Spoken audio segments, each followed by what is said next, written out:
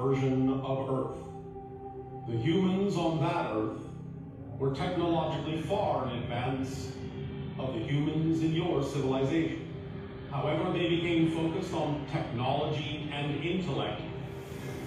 Over generations, they lost connection to their humanity. They lost the ability to feel.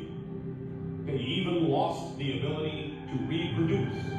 They engineered love out of their lives. They accomplished great technological and intellectual feats at the expense of their emotions, their physical bodies, and their spiritual qualities, which they considered to be inferior.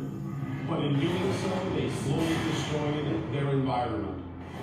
In a last desperate attempt to perpetuate their species, they moved underground and began to clone themselves, but discovered that their DNA was no longer viable. When the attempt to clone themselves failed, they genetically mutated themselves into the beings you know as the Greys, in an attempt to adapt to their dying planet. However, they realized that the only solution would be to find a viable source of human DNA and introduce it back into their genetic makeup. They lived into parallel realities, such as your own, where they knew that humans must still exist. But without emotions, they had no understanding of the fearful impact they would have as they abducted your people and extracted DNA in order to create our hybrid civilizations, which took centuries to complete.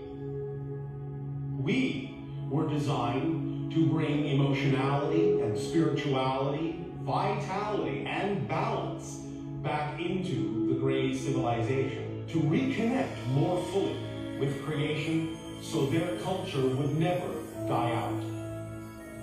Although many of your people experienced these encounters with the Greys traumatically at first, we are grateful that you chose to help bring our civilization into being.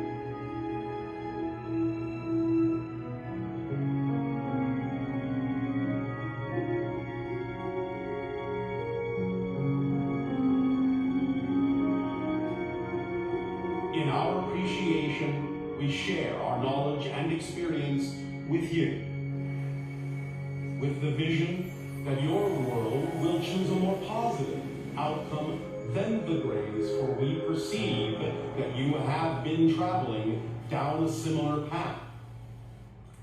If it's true that the destruction of their parallel Earth gave rise to the beings we call the Grey,